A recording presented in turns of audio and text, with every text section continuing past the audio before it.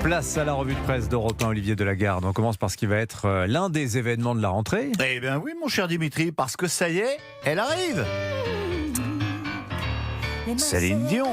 Difficile de ne pas être au courant que la star québécoise remonte sur scène à Paris, 16 giga-concerts à partir du 12 septembre et le compte à rebours a commencé, prévient Léna Luto du Figaro. Long papier pour nous raconter que la capitale va se transformer en Céline City, écrit-elle. À Roissy, les journalistes américains arrivent par dizaines pour couvrir l'événement. Céline, quant à elle, débarque à Paris ce matin. Son jet privé devrait se poser au Bourget, puis direction l'hôtel Royal Monceau où la star a ses habitudes et où là, c'est branle-bas de combat. Un impressionnant dispositif de barrière vient d'être installé autour du palace. Les panneaux destinés aux riverains préviennent qu'une autorisation exceptionnelle pour empiéter sur la voie publique a été accordée jusqu'au 24 octobre. Et ne comptez pas trop apercevoir la star, à l'exception d'une sortie pour un ou deux défilés de la Fashion Week. Céline sera concentrée sur ses concerts à 100%. Aucune interview n'est prévue, même à Europe 1. Bon, on passe à la politique. Oui, avec un autre grand retour. Alors, écoutez, ça devrait vous mettre sur la voie.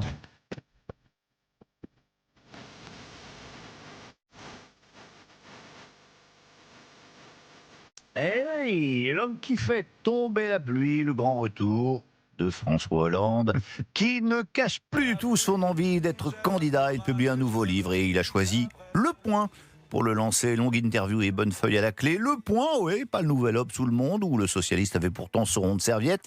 Mais il faut dire que les propositions du Hollande 2027 n'ont plus rien à voir avec celles de celui qui se présentait comme l'adversaire de la finance. Départ à la retraite autour de 63 ans. Introduction d'une part de capitalisation, durcissement des règles du regroupement familial et puis hausse de la TVA. La TVA, rappelons que c'est la taxe honnie par la gauche, inégalitaire, dit-on au PS, puisque frappant tout le monde de la même manière. Eh bien, Hollande souhaite l'augmenter de 4 points, passer de 20 à 24%.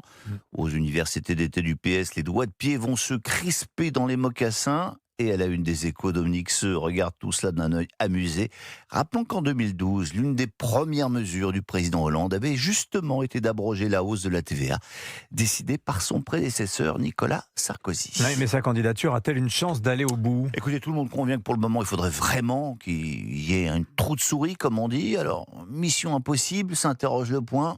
Méfiance, admettons à gauche, où l'on connaît l'ingéniosité tactique de Monsieur 3%, même Raphaël Glucksmann l'admet.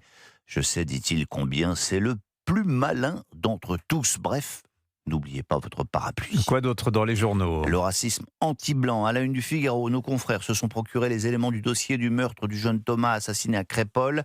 Les juges chargés de ce dossier sont divisés sur l'ajout de la circonstance aggravante de racisme, mais ce que ressort de ce long papier de Rosen Morgat, c'est que, n'en déplaise aux magistrats du parquet, il y a bien eu des propos accablants qui ont été prononcés par les agresseurs anti-blancs, anti-français.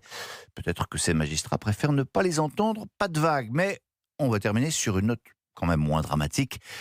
Imaginons, mon cher Dimitri, que vous soyez à la tête d'un patrimoine confortable, plusieurs millions d'euros, que vous n'ayez pas d'enfants. À qui décideriez-vous de léguer votre fortune après votre mort ? Eh bien, pendant que vous réfléchissez... À moi, non ? C'est la question, en tout cas, à laquelle a eu à répondre Françoise Lambert, à la tête d'un patrimoine exceptionnel et sans descendant. Vous lirez ça dans Le Parisien. Alors, pour qui le magot ? Resto du Cœur ? Ou pour la campagne de François Hollande ? Vous n'y êtes pas. Pour Stéphane Bern ?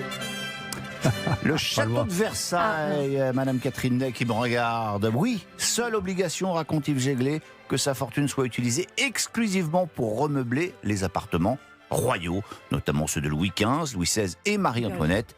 Malheureusement pour notre Macron Ier, les appartements du pavillon de la Lanterne ne sont pas concernés. La revue de presse d'Olivier Delagarde. Merci beaucoup, Olivier.